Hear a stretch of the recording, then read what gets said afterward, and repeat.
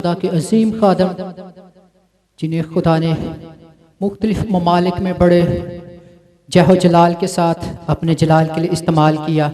मेरे ख्याल में लद्दे वाला वड़ैच में किसी तारफ़ के मोहताज नहीं, बल्कि पूरे पाकिस्तान में ही मैं कहूँगा, क्योंकि खुदा पूरी दुनिया में कसरत के साथ अपने बंदा को इस्तेमाल करता है। तो खुदा के कलाम में लिखा है कि खुदा के खादम दो चंद इज्जत के लायक समझे जाएं, खासकर वो खादम जो कलाम सुनाने में मेहनत करते हैं।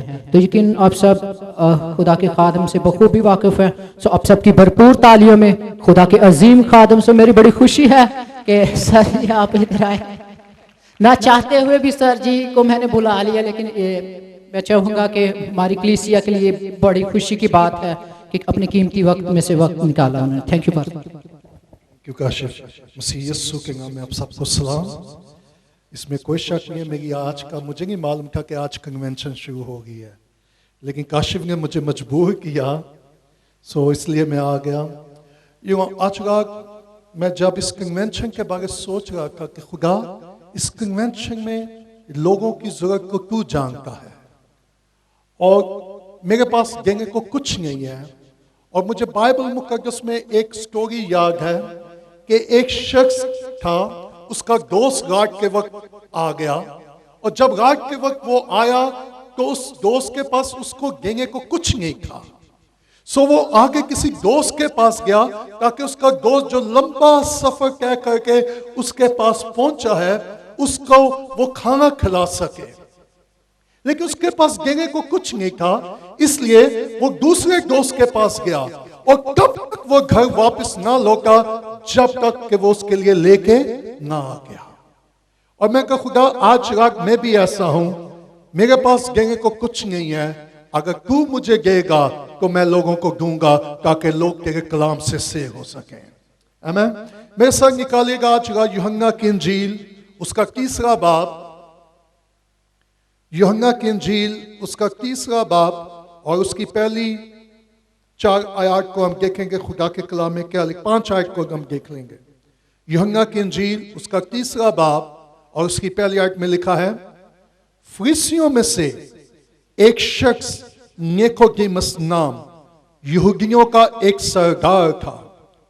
उसने रात को यीशु के पास आकर उससे कहा, ऐ रब्बी हम जानते हैं कि तू खुदा की तरफ से उस्ताद होकर, और मैं आपको बताऊंगा आगे जाकर कि निकोदेमुस जो फरीसी था ये कौन था और क्या था, क्योंकि जो मौजे तू दिखाता है कोई शख्स नहीं दिखा सकता और काबिल गौर जब तक खुदा उसके साथ ना हो। आमीन।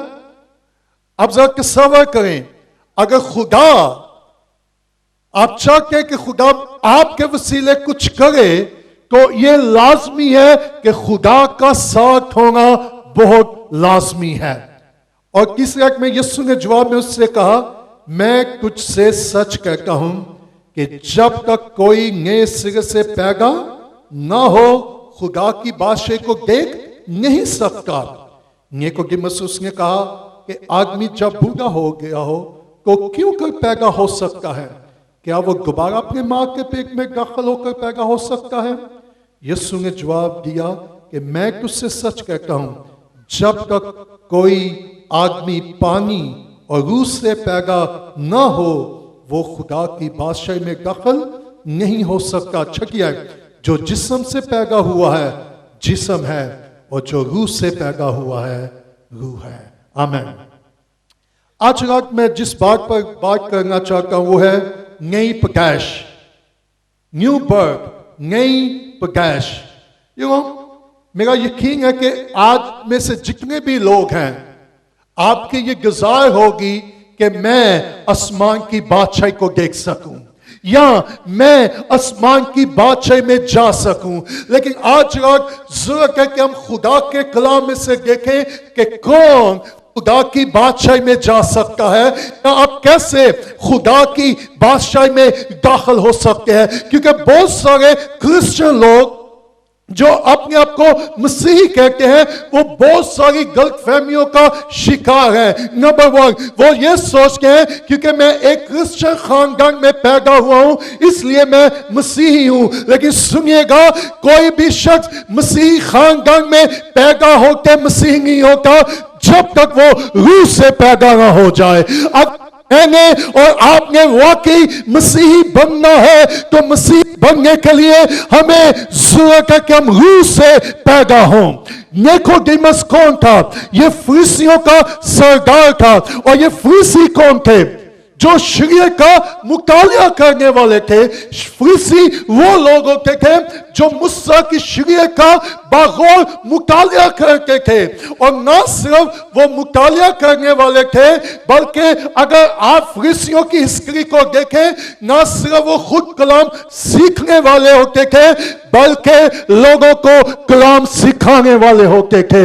लेकिन सुनिएगा, इससे कोई परवाह नहीं है कि आप बाइबल को कितना जानते हैं, इससे कोई परवाह नहीं है आप लोगों को बाइबल के बारे कितना बताते हैं। लेकिन मेरा सिर्फ कलाम को जान लेने से हम खुदा की बादशाही में दाखिल नहीं हो सकते।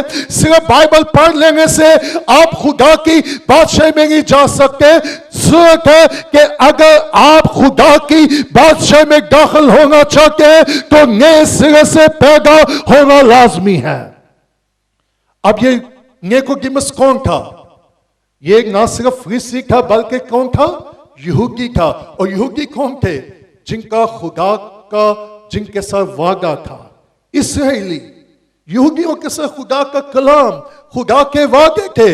लेकिन यीशु ने उसको क्या कहा निकोदेमुस को कि जब तक तू नए सिरे से पैदा ना हो खुदा की बादशाही को देख नहीं सकता। आज रात मेरी ये दुआ है कि जितने लोग इस खेमे में हैं, मेरी ये इल्तिजा है, मेरी ये आज रात फरियाद है कि काश आप में से हर एक आसमान की बादशाही में दाखिल हो सके। लेकिन सुनिएगा, ये उस वक्त तक नामुमकिन है जब तक न कोई नए सिरे से पैदा ना हो जाए। सो मैं आगे जाके बताऊंगा ये नई पैदाइश क्या है, क्यों है और कैसे हम नई पैदाइश का तजुर्बा हासिल कर सकते हैं। लेकिन पहले इस बात को देखिएगा कि यीशु के पास कौन आया? निकोदेमुस। और निकोदेमुस का जो मतलब है, इसका मतलब है फटामंद होने वाला या आदमियों पर गालिब आने वाला। निकोदेमुस के नाम का मतलब है फटामंद, फटा ले हासिल करने वाला। लेकिन ये यीशु के पास आया, चाहे इसे शरीयत का इल्म था, ये मूसा की शरीयत से वाकिफ था। लेकिन मेरे लिए ये अजीब सी बात है, इसने सारे पुराने नामे को पढ़ लिया था, मूसा की शरीयत से वाकिफ था, यशायाह नबी की नबूवतों से भी वाकिफ था। लेकिन ये भूल चुका था कि यशायाह ने कई सौ साल पहले ये नबूवत की थी कि तुम्हारे लिए एक लड़का तवल्लुद होगा और उसका नाम इम्मानुएल होगा, क्योंकि वही अपने लोगों को उनके गुनाह से निजात देगा।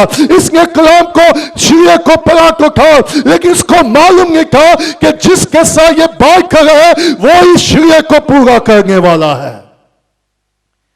निकोदेमुस ने शरीयत का मुतालिया किया था, लेकिन यीशु शरीयत को पूरा करने के लिए आया था।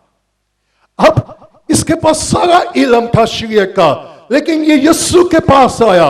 और पहली पॉइंट, ये कब आया? रात के वक्त। क्यों? क्योंकि इसके अंदर खौफ था कि अगर दूसरे लोगों ने, क्योंकि ये फरीसी भी था, यहूदी भी था और तीसरी बात ये सरदार भी था, और ये इस बात से खौफ जगा था कि कोई मुझे देख ना ले कि मैं किसको मिलूं। क्योंकि यहूदियों के अंदर, फरीसियों के अंदर जेलसी थी, हसद था यीशु के बारे, उसकी खिदमत के बारे, उन मौजों के वसीले जो उसके वसीला हो गए थे। सो ये रात के पहरे छिपकर यीशु को मिलने के लिए आया।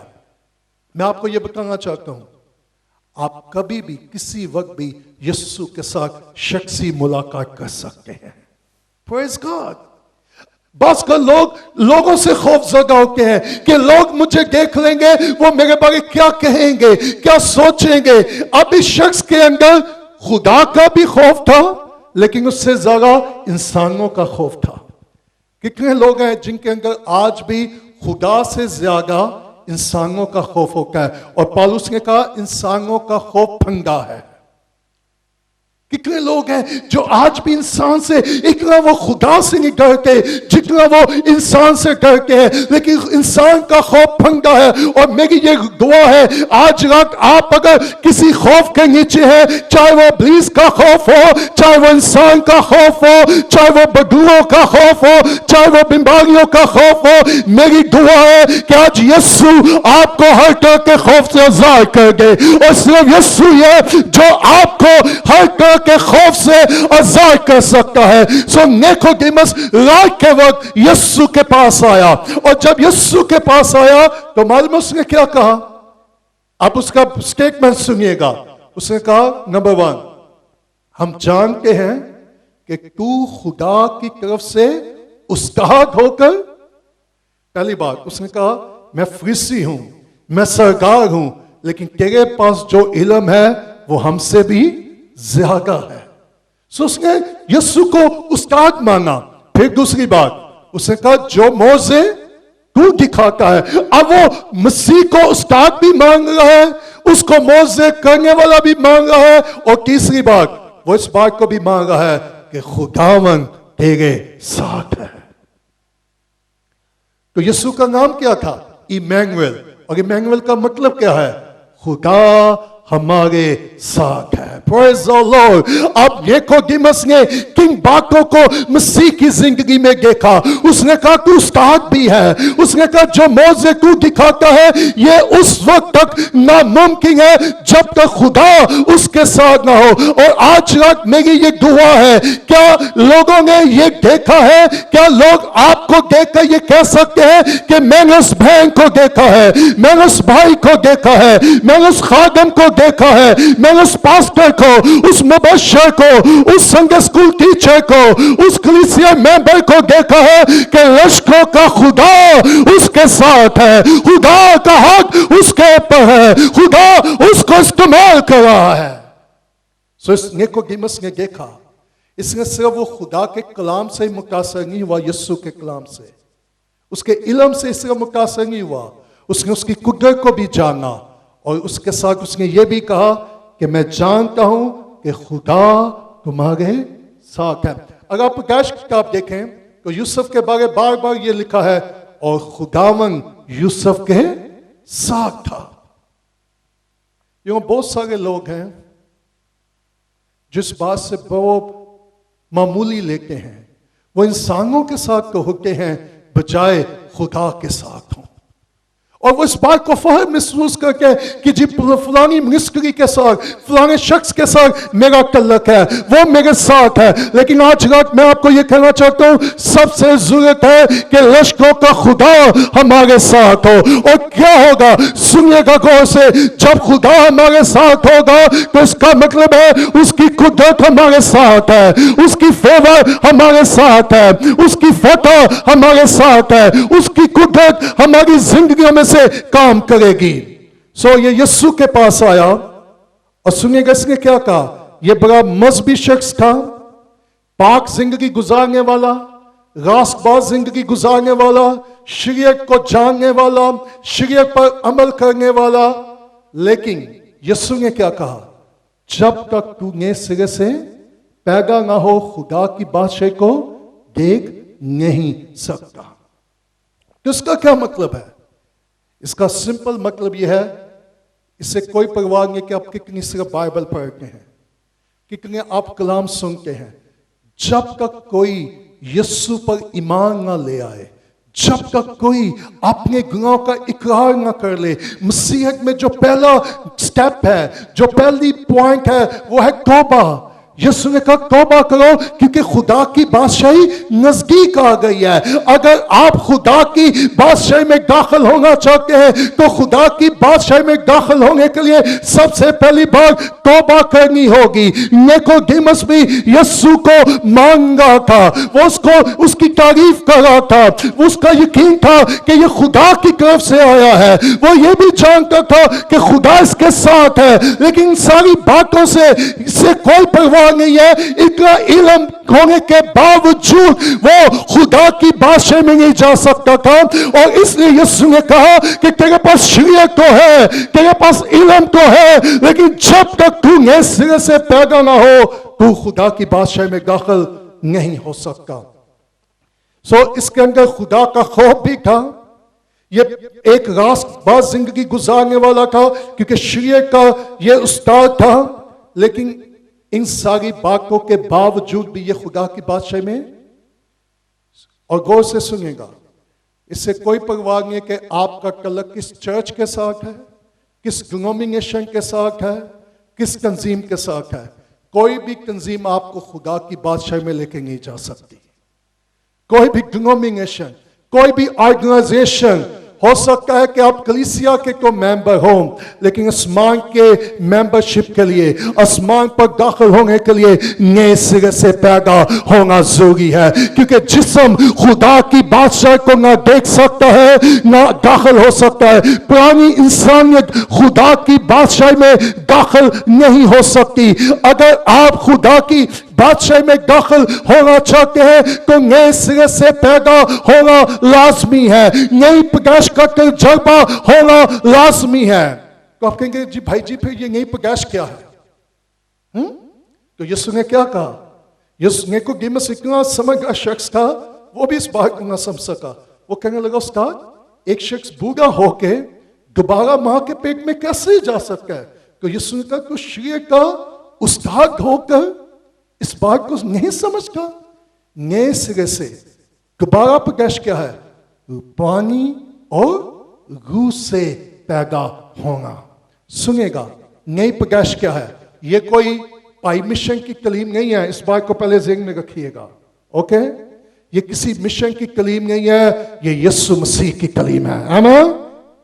क्या आपकी बाइबल में भी यही लिखा है कि जब तक कोई पानी और रूह से पैदा ना हो वो खुदा की बादशाह में दाखिल नहीं हो सकता? डोंट टेल मी, सिर्फ मुझे ये ना बताइएगा भाई जी मैंने पानी का बपतिस्मा ले लिया, प्रेज़ गॉड, इसके लिए शुक्र हो, लेकिन सिर्फ पानी का बपतिस्मा लेकर आप खुदा की बादशाह में दाखिल नहीं हो सकते जब तक रूह कुदस का बपतिस्मा आपको ना मिल जाए, जब तक आप रूह से मामूर ना हो जाए। सो खुदा की बादशाह में दाखिल होने के लिए दो चीजों का होना लाजमी है, और वो क्या है? पानी और रूह। ये लग लग नहीं है। आपको मालूम है कि यीशु ने जब पानी का बपतिस्मा लिया तो आसमान खुल गया और रूह कुदस यीशु के ऊपर आकर ठहर गया। सो ये मेरे और आपके लिए एक बहुत बड़ी टेस्टिमनी है, एक नमूना है। लेकिन खुदा के कलाम में लिखा है कि जब तक कोई नए सिरे से पैदा ना हो वो खुदा की बादशाह को ना देख सकता है ना उसमें दाखिल। मैं एक एग्जाम्पल देना चाहता हूं, गौर से सुनिएगा, सुनिएगा गौर से।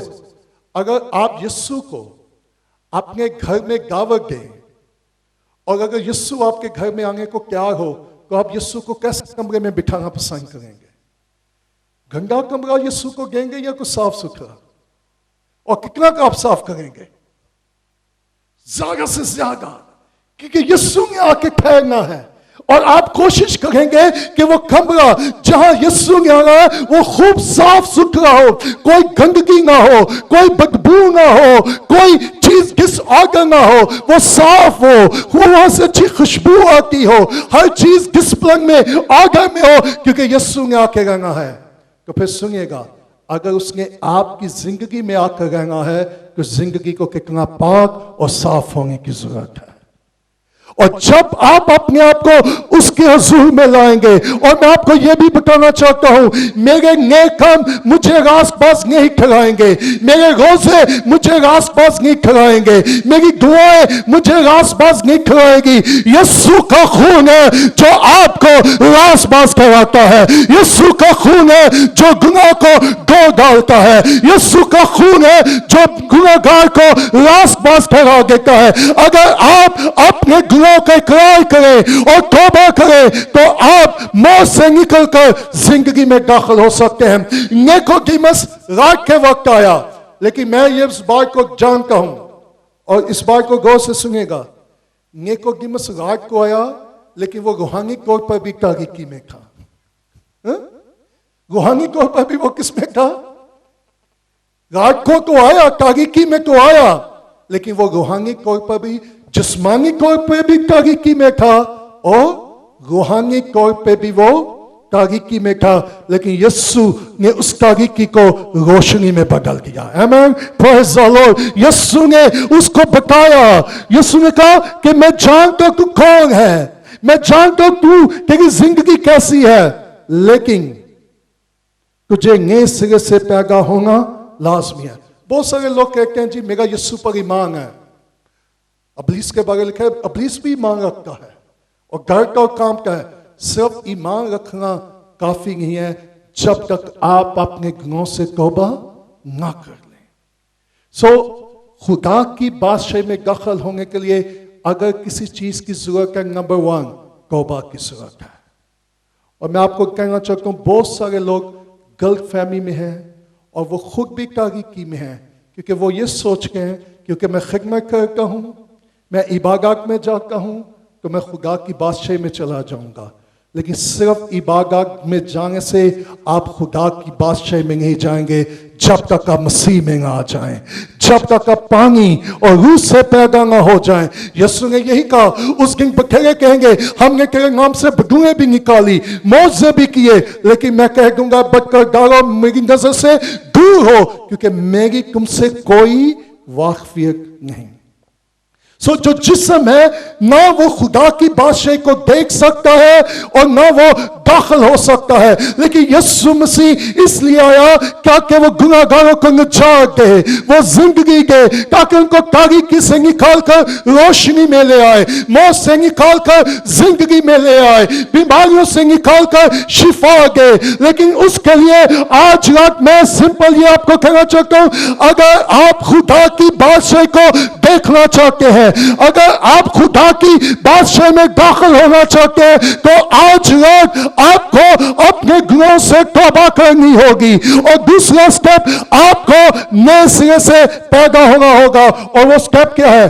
पानी का बपतिस्मा और रूह कुदस का बपतिस्मा। और जब तक ये नहीं होगा आप खुदा की बादशाही में दाखिल, क्योंकि जिस्म खुदा की बादशाही में दाखिल, आप ये मत सोचिएगा क्योंकि मैं खिदमत भी कर रही हूं या कर रहा हूं, मैं रोजे भी दुआएं भी करता हूं, मैं कलाम सुनाती भी हूं, सुनाता भी हूं। नो नो नो, ये शरीयत का आलम था, लेकिन आलम, लेट मी टेल यू, बस हम सोचते हैं ये बड़ा आलम है। खुदा आलमों के लिए नहीं आया, वो गुनाहगारों के लिए आया है। Okay, what does mean? वो सिर्फ मसीहों के लिए नहीं आया। मेरा कहने का आलमों का मतलब यह है कि जो इल्म होने के बावजूद मसीह को रद्द कर देते हैं, उस इल्म का कोई फायदा नहीं है, यूजलेस। कितने लोग हैं जो रूह कुदस को नहीं मानते, उसकी नेमतों को नहीं मानते। कितने लोग हैं वो पानी के बपतिस्मे की मंगागी को पसंद नहीं करते, वो कलाम को रद्द कर रहे हैं और वो सोचते हम आलम हैं। और यही यहूदी और फकीर फरीसियों ने किया, उन्होंने मसीह को रद्द कर दिया। लेकिन पानी और रूह से पैदा होना लाजमी है। और पानी का बपतिस्मा क्या है? जब हम पानी का बपतिस्मा लेते हैं, इसका मतलब क्या है कि पुरानी इंसानियत क्या हो गई है? दफन हो गई है। और जब हम पानी से निकलते हैं और जब रूह कुदस का बपतिस्मा मिलता है, फिर हम पुरानी इंसानियत से निकलकर नई इंसानियत में चले जाते हैं। और कुरिन्थियों के खत में लिखा है जो मसीह में है वो नया मखलूक है, पुरानी चीजें जाती गई, देखो वो नई हो गई। और एक और बात, इस बात को ज़हन में रखिएगा, जब आप नए सिरे से पैदा होंगे आप उसी दिन खुदा की बादशाही में दाखिल होंगे। आमीन, प्रेज़ गॉड। ये नहीं है हाँ जब वो आएगा हम उसके साथ बादलों में जाएंगे। आपको मालूम है जब डाकू कल सलीब के ऊपर था तो यीशु ने से क्या कहा? आज रात की तू मेरे साथ कहां होगा? Praise God. आप आज रात ही यीशु के साथ रूह में हो सकते हैं अगर आप तौबा कर ले, अपने गुनाहों का इकरार कर ले और उसे कि खुदा मैं तेरी शिर्क कलाम को पूरा करूंगा, मैं उस रास्तबाजी को पूरा करूंगा, क्योंकि ये किसी डिनोमिनेशन की कलीम नहीं है, ये किसी दारे तंजीम की कलीम नहीं है, ये तेरा कलाम की कलीम है कि जब तक कोई नए सिरे से पैदा ना हो वो खुदा की बादशाही को देख नहीं सकता। सो पूरे दिल से ईमान लाकर अगर आपने आज तक तौबा नहीं की तो आपको पूरे दिल से यीशु पर ईमान लाकर तौबा करनी होगी, अपने गुनाहों का इकरार करना होगा, अपने पुराने कामों को तर्क करना होगा और फिर पानी का जब आप बपतिस्मा लेंगे तो फिर उसके बाद खुदा क्या करेगा, अपने कलाम के मुताबिक वो रूह कुदस से आपको क्या करेगा, भर देगा। यही तो हुआ पतरस ने जब मुनादी की इमाल गोबा में कि लिखा उनके दिलों पर चोट लगी और उन्होंने कहा हम क्या करें, उसने कहा तौबा करो और बपतिस्मा लो तो तुम इनाम में क्या पाओगे, रूह कुदस पाओगे। आज रात मैं आपसे सिंपल एक दो सवाल पूछना चाहता हूं, क्या आप नए सिरे से पैदा हुए हैं? सो जो है प्रेज गॉड।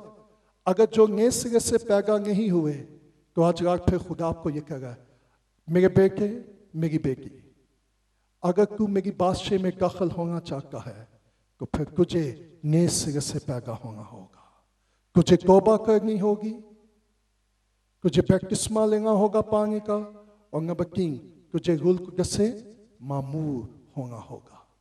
यीशु क्रिश्चियों के लिए नहीं आया, इस बात को ज़हन में, वो गुनाहगारों के लिए आया है।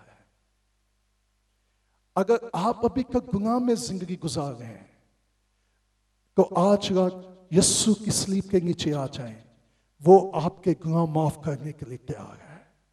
मुझे मालूम है काशिफ के अंदर अपने इस इलाके के लिए कितना बोझ है, ये रोजे रखता है, ये दुआएं करता है, ये आंसू बहाता है, लेकिन इस बात को सुनिएगा गौर से, ये इंसान होते हुए कितना बोझ रखता है, लेकिन जिस खुदा ने अपना बेटा आपके लिए बख्श दिया वो कितना आपके लिए बोझ रखता है। यीशु ने जिसने आपके लिए जान दी है, जिसने आपके लिए खून बहाया है और ये अपनी पॉकेट से पैसा लगाकर, इसके अंदर सिंपल ये बोझ है कि लोग निजात पा जाएं, लोग मसीह के पास आ जाएं। ये अपनी शोहरत के लिए नहीं करता, लेकिन जिसका खुदा ने अपने बेटे को, एक लौटे बेटे को बख्श दिया ताकि इंसान जिंदगी पाए और कसरत की जिंदगी पाए। और यही यीशु ने निकोदेमुस को कहा 13वीं और 14वीं आयत में इसी चैप्टर की, यीशु ने निकोदेमुस को अपनी मौत के बारे बताया, यीशु ने निकोदेमुस को खुदा की मोहब्बत के बारे इसी चैप्टर में बताया। और यही वो चैप्टर है जहां यीशु ने कहा था और ये निकोदेमुस को कहा था कि खुदा ने दुनिया से ऐसी मोहब्बत रखी कि उसने अपना एक लौटा बेटा बख्श दिया ताकि जो कोई इस पर ईमान लाए हलाक ना हो बल्कि हमेशा की जिंदगी पाए। और यीशु ने निकोदेमुस से कहा जो यीशु पर ईमान ले आता है मौत का उस पर कोई इख्तियार नहीं है, वो मौत से निकलकर जिंदगी में दाखिल हो गया है। क्या आप जिंदगी मौत से निकलना चाहते हैं? तो मौत से कैसे निकल सकते हैं? यीशु पर ईमान लाने से, अपने गुनाहों से तौबा करने से।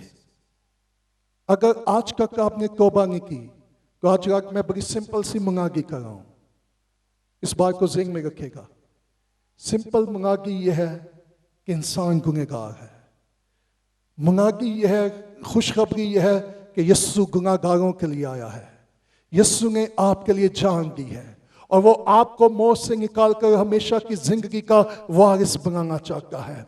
लेकिन उसके लिए आपको यीशु के पास आना होगा, अपने गुनाहों का इकरार करना होगा, अपनी जिंदगी उसको देनी होगी और खुदा के कलाम को पूरा करना होगा। डिनोमिनेशनों को भूल जाएं, तंजीमों को भूल जाएं, खुदा के कलाम में जो लिखा है उस पर ईमान लाएं, उसकी ताबेदारी करें, तब आप हमेशा की जिंदगी के वारिस हो सकते हैं। लेकिन यह अफसोस की बात होगी कि आप हर साल कलाम सुनते रहें और तौबा ना करें। आप हर साल कलाम सुनते रहें और आप नए सिरे से पैदा ना हो। क्या आप नए सिरे से पैदा हुए हैं? क्या आप कहें जी मैंने पानी का बपतिस्मा ले लिया है, ये कोई एक स्टेप है, लेकिन क्या रूल कुदस का आपको बपतिस्मा मिला है? मालूम है बहुत सारे लोग पानी का बपतिस्मा लेने के बाद उनको रूल कुदस क्यों नहीं मिलता? इस बात को गौर से सुनिएगा, क्योंकि बहुत सारे लोग कहते हैं जी भाई जी हमने पानी का बपतिस्मा लिया है, लेकिन रूल कुदस का बपतिस्मा अभी तक हमें, सुनिएगा, बास का वो रवायती तौर पर बपतिस्मा लेकर वो अंदर से तब्दील नहीं होते, लेकिन खुदा दिलों गोदों को वो बपतिस्मा भी लेकर फिर वही काम कर रहे होते हैं। ऐसे नहीं है। जब हम पानी में जाके, जैसे मैं पहले बता रहा हूं, उसका क्या मतलब है? पुरानी इंसानियत हमारी क्या हो गई है? वो रवैया, वो सोचें, वो जुबान, वो किरदार, वो ख्याल, वो सोचे खत्म। और जब मैं बाहर निकलता हूं फिर एक नया शख्स बन के निकलता हूं। और मैं एक और एग्जाम्पल दूंगा आपको सिखाने के लिए। मैं प्रीचिंग काम और टीचिंग ज़्यादा कर रहा हूं। आपको मालूम है कि किसी बच्चे की पैदाइश कब होती है? जब किसी मर्द और खतून की शादी होती है, उनके एक होने से क्या होती है? पैदाइश होती है। और जब आप मसीह के साथ एक हो जाएंगे तो आपका भी नई पैदाइश होती है, आपका नया जन्म होता है। और फिर जब किसी बहन की शादी होती है, फिर वो अपना नाम नहीं, फिर वो यूज करके है मिसेस फलाना फलाना। मेरी बीवी यूज करके मिसेस इमैनुअल। इसका क्या मतलब है?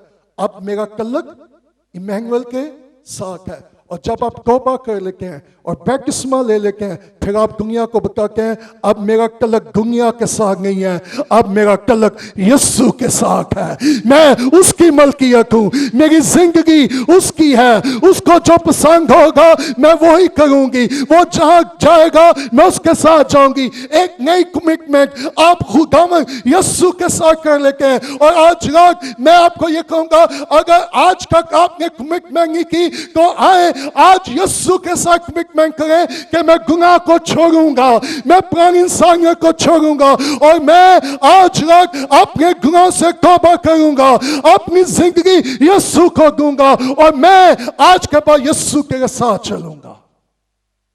वहां और भी बहुत सारे फरीसी थे, उन्होंने भी यीशु के कलाम को सुना होगा, कलीम को सुना होगा, मौजे भी देखे होंगे, लेकिन सुनिएगा कितने फरीसी यीशु के पास आए?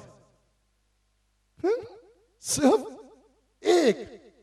मुझे नहीं मालूम, हो सकता है कि आज रात इस मीटिंग में कोई एक यीशु के पास आ जाए। आमीन।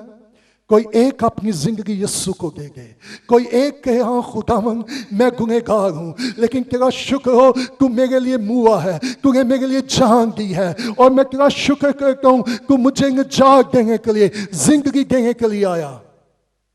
हमें नहीं मालूम हमारी जिंदगी कब खत्म होगी। मैं आखिरी गवाही सुना के खत्म करूंगा, उसके बाद मैं दुआ करूंगा। कुछ अर्सा पहले मैं एक जगह पे कलाम सुना रहा था, रात 1 बजे का वक्त था। 1 बजे मैं गांव में कलाम सुना रहा था और बहुत बड़ी मीटिंग थी, रात 1 बजे का वक्त था और वहां मैं कलाम सुना रहा था। और हुआ क्या, वहां एक शख्स था, खुदा के कलाम ने और खुदा के रूह ने उस शख्स को कायल किया। शादीशुदा था, उसके बच्चे थे और वो अपने भाई के साथ उस मीटिंग में था रात 1 बजे। और उसने अपने भाई को कहा कि भाई ये जितना भी कलाम था खुदा मेरे साथ बोला है और मैं आज इकरार कर रहा हूं कि मैं गुनहगार हूं, लेकिन मैं कल सुबह तौबा कर लूंगा, मैं कल अपनी जिंदगी यीशु को दूंगा। उसके भाई ने कहा तू आज क्यों नहीं कर रहा? उसने कहा नहीं, मैंने कुछ काम करने हैं, मैं कल तौबा करूंगा, अपनी जिंदगी यीशु को दूंगा।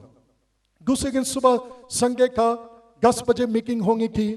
सुबह 10 बजे जब चर्च लगा तो वो शख्स अपने घर से निकलने लगा तो उसके भाई ने कहा, जिसने कहा था कि मैं अपनी जिंदगी यीशु को दूंगा, जब वो बाइक लेकर निकलने लगा तो उसके भाई ने कहा तू कहाँ जा रहा है? उसने कहा सिर्फ मैं 10 मिनट के अंदर वापस आ रहा हूँ। उसने कहा ना जा, आज तूने रात को खुदा के साथ बोला था, खुदा ने तेरे साथ कलाम किया था और तूने कहा था कि आज मैं अपनी जिंदगी यीशु को दूंगा। उसने कहा मैं आज अपनी जिंदगी यीशु को दूंगा, लेकिन मैं 10 मिनट में वापस आ रहा हूँ। उसने ना माना, उसने अपनी बाइक ली और चला गया। 11 बज गए, वापस ना आया। 12 बज गए, वापस ना आया। मीटिंग खत्म हो गई, 1 बज गया और उसका भाई परेशान था कि मेरा भाई कहाँ है। उसके भाई के फोन पर फोन आया तो जिसने फोन किया उसने पूछा ये किसका फोन है? उसने कहा जी आप कौन हो? उसने कहा जी जिसका ये फोन है मैं उसका भाई बोल रहा हूँ।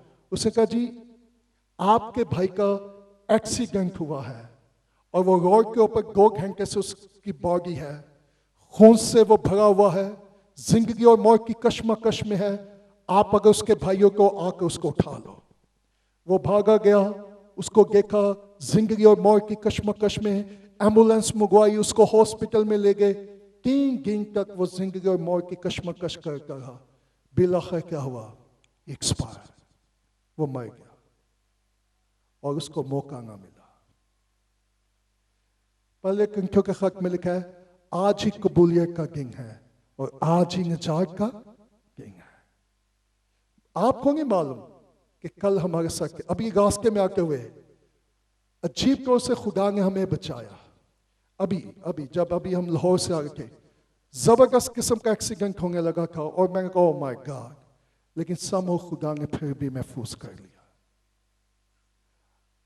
खुदा ही है जो आपके गुनाहों को माफ कर सकता है, लेकिन ये सिरे से पैदा होना, मजहब हमें खुदा की बादशाह में लेके नहीं जाएगा। डिनोमिनेशन तंजीमें हमें खुदा की बादशाह में लेकर, कलाम सुनाने से मैं सिर्फ खुदा की बादशाह में नहीं चला जाऊंगा, खिदमत करने से मैं खुदा की बादशाह में नहीं चला जाऊंगा, पैसा देने से, चर्च को मैं जितना भी पैसा दूं, मीटिंग में मैं सिक्योरिटी भी करूं, लेकिन इन कामों से हम खुदा की बादशाह में दाखिल। बहुत सारे लोग इस गलत फहमी का शिकार है कि जी मैं चर्च में ये भी खिदमत करती हूँ या करता हूँ, लेकिन ये करने से हम खुदा की बादशाह में दाखिल। खुदा की बादशाह में दाखिल होने के लिए नए सिरे से पैदा होना, और नए सिरे से पैदा क्या है? पानी का बैप्टिस्मा और उसके बाद रूह कुदस का। इसलिए यूहन्ना ने कहा मैं तो तुमको पानी का बैप्टिस्मा देता हूं, लेकिन जो मेरे बाद आएगा वो क्या देगा?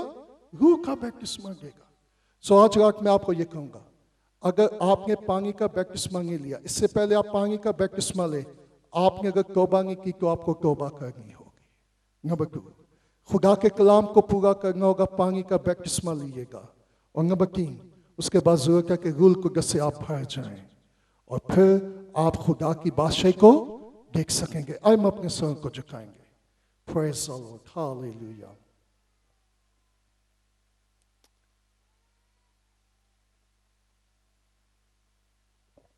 Glory to be God.